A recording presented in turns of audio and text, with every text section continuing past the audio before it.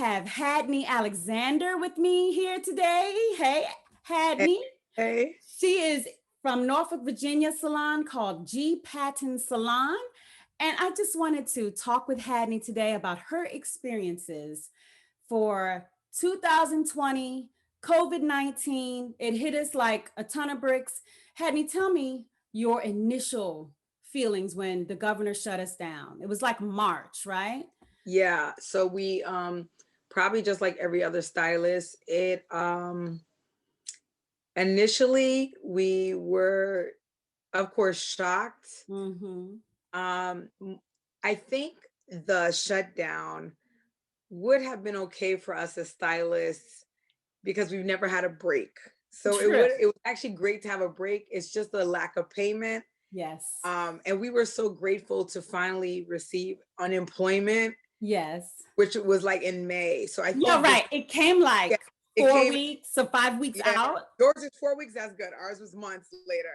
And Yeah. so I think that if we had the opportunity, like any other agency or government or like any other governmental job where you get paid, Yeah. like you're unemployed and then you get paid immediately, Yeah. I think that would have kind of eased the stress, even though it wasn't the type of payment we make normally. You know, Right.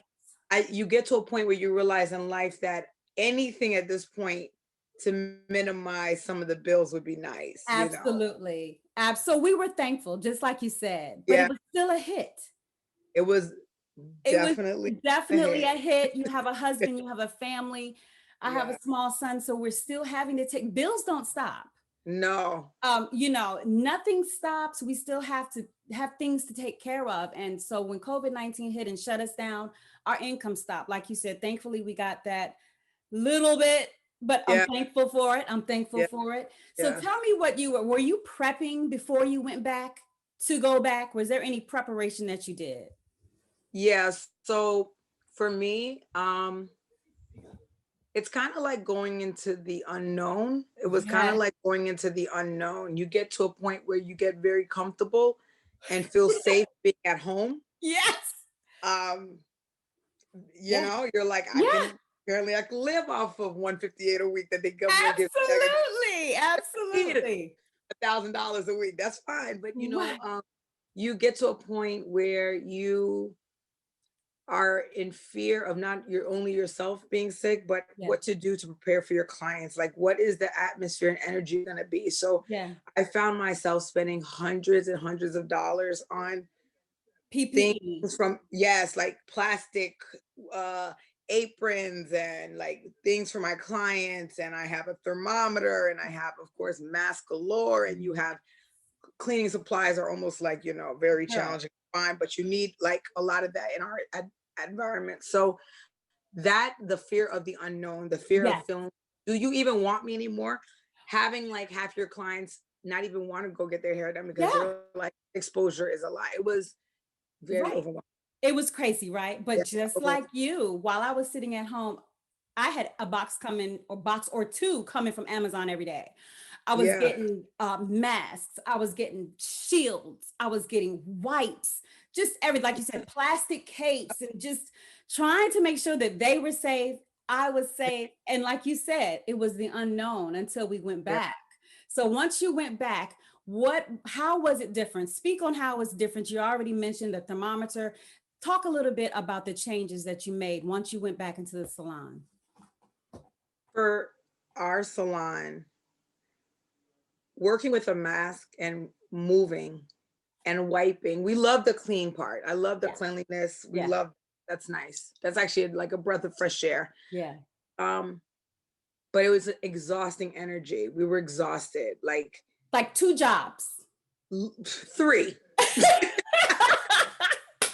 You're the cleaning lady, you're the hairstylist, and you're also the sanitation department, because now That's you have to right. make sure you're also asking questions. You're looking at your clients like, please, do you have any type of symptoms? You can't even have allergies anymore and cough. Girl. Different type of, it's with no break, no Right. vacation, no break. So, and hoping that your clients even still saw your value. So Yes. you're doing all that and hoping to be valued. So it was a heavy weight. Responsibility. Yeah. Yeah, Yeah. it was a lot to go in. It was a lot to get started. It was a lot, booking was very slim, and you're not booking like you used to. You could do before 10 people a day. Oh No, no, cut you in need half, space. honey, in Yep. half, Half, half, half. yeah, So half. our amount of clients we're seeing is half, because guess what? We have to sanitize before them, And after after, them. We yep, have to make sure we're taking temperatures. If you come too early, wait in the car till I yep, call you so I can make sure I do everything. Don't bring extra people. Well, we already didn't like that, but don't yeah, bring too many extra people with you. And like you said, allergies at this point is like, I can't determine whether it's allergies or whether it's cold or COVID. So just none of it. yeah, Yes. And so you're absolutely right. Our day was pretty much cut in half, but it's still super long. So we yeah, were noticing that even though we're doing half the work, we're just as tired, if not, exactly. if not more More, tired. if not more. Yeah. Yeah. If not More more. And tired, more I tired. appreciated the point you made when you said you hope the clients still see your value, Yeah, because I did have quite a few that just weren't ready to come back. And I respected that. But yeah, at the same time, a lot of people don't realize some of our clients didn't come back. yes, Some of my clients still haven't come back. I have a few clients that are have a little bit of more health problems. And so yeah, they don't want to risk it. And I yeah, understand. I was talking to Randy, and he said he felt good about the cleaning that we were doing because he feels like it's working. They had a case where someone did get sick, but no one in the shop got sick. No one sick. else got sick. So we're trying to reassure them that we're doing everything that we can. So Yeah, if you're comfortable, come on back. So absolutely, yeah. So it's I appreciate that point. Hoping they still see your value, and absolutely. hoping they see that we're doing everything in our power to keep them safe, to keep ourselves safe as well, and Yeah. just the whole environment. Did you guys, I don't know how many girls work with you in your salon. Did you minimize how many of you were together at one time, or not really? Oh, Were you yes, spread out enough? no, we had to. So we Yes. had, we it's funny, we are a large salon, Okay. and it, we had a whole nother type of impact because most, believe it or not, a lot of our stylists decided they didn't want to do hair anymore. They were like, we're not, Really? they were like, I don't want to do this anymore. And that was a different adjustment where something can make you kind of question, is this what I really even want to do? You know? Absolutely. Yeah. So, Absolutely. so in addition to altering shifts of work, we had to do like a tally, a raffle, Yes. because a large staff. We For really do. days. Yeah. Yeah. We had to alternate, days. We had to, it was, Yeah. So and you then had a few that didn't come back. they didn't come back. And that was like your last goodbye was your last goodbye. You didn't, I would have never thought, yeah, they're just like, no, I don't want to do hair Wow. anymore. Oh, It broke, wow. it can make this COVID will make or break you as a stylist. Yes, it will. Yes, it will. You are absolutely right, Hadney. That is amazing, because I guess I was the exact opposite. This Yeah. made me want to go harder, go harder, go harder. Like, this is what I love to do. I'm going to do it, and I'm going to get this done. So that's just amazing for me to hear. But we did the same thing that you guys did. It's a small salon, but Mhm. it's only two of us working together at a time. And we That's really only have one or two clients in there at a time. That way, if we do overlap, like I had a boo-boo with my schedule and someone came early and someone was still there. So I actually had three people at the time, but because we didn't have too many people in there, it worked. good. So you're back in the salon, you're taking less people. What other adjustments did you have to make? For instance, I had to go in and kind of readjust my pricing, just to kind of, I needed to do it anyway, but and I didn't want to do it during COVID, but after I see that COVID wasn't really going away, I Yeah. said, okay, what I'm going to do is just go up a little bit here and there wherever I need to. And it actually went over well. Was that something you had to do, or that's something you really didn't have to do? Or what changes did you have to make? So what I decided to do, I decided a few things. The first thing I implemented for me was making sure that when my clients did come to get their hair done, that it wasn't just basic services anymore, Yeah. I don't do any sew-ins or any extension type of services or Okay. protective of any sort. Okay.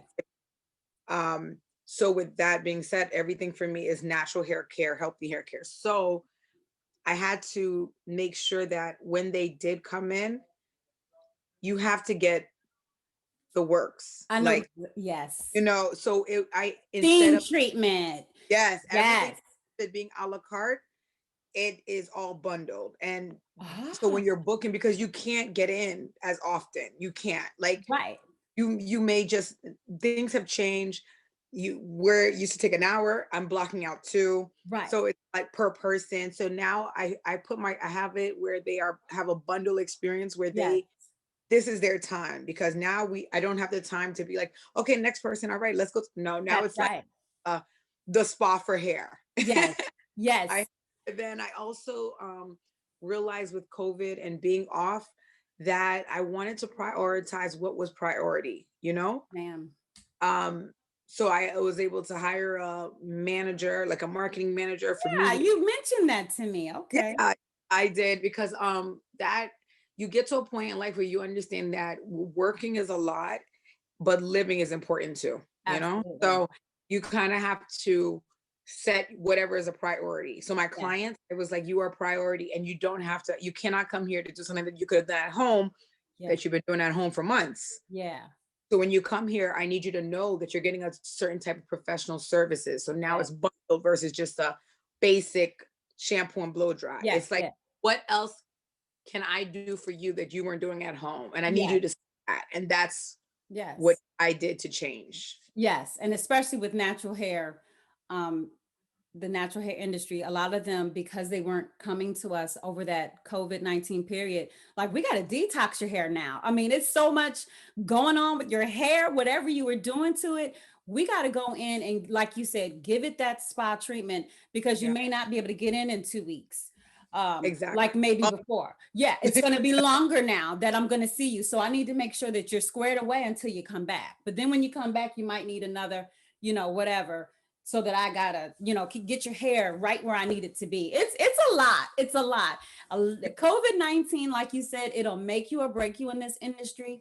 But it sounds like for people like you and I, it didn't break us, but it almost made us a little better, because yeah, we're aware of things in a different light now. Like, yeah, this is our business, this is our job, but it's also like, I care so much. And you come sit in my chair, I need to make sure that your hair, and you understand it's exactly where it needs to be. I need to explain to you what you need to do to your hair before you come back, all of that. And it's COVID-19 kind of raised that awareness for me. yeah, And for sure. so, yeah, so that is so, so good. So going into 2021, COVID is still here, Hadney. Yes. It's still here. It doesn't look like it's going anywhere. What do you foresee, or what are your thoughts about 2021 COVID and hair and whatever? You have any changes you're going to make, or are you just hopeful? Um, what I try to do is I try to plan every month at a time. Yeah. So versus looking at it for the entire year, COVID taught me, take it one day at a time, take it 1 week at a time, take it 1 month at a time. So I've implemented a lot of different things so my Mhm. clients can feel like they have incentives, Yeah. Yeah. um, to come back. Yeah. Yeah. They have, certain packaging, Yeah. and for myself, I want to give quality and versus quantity. Yes. Oh, that's really where I'm at. And I also know that if we do get shut down again, you Yes. I always want to have, what is the plan? You Yes. know, what's the Yes. plan? Yes. What's the where you can Because it can build happen again, it can happen again. not Yeah. even with COVID, but with something else. Knows Yes. what else? The political scene is crazy. So who knows what else, where we may just have to stay home. But Yeah.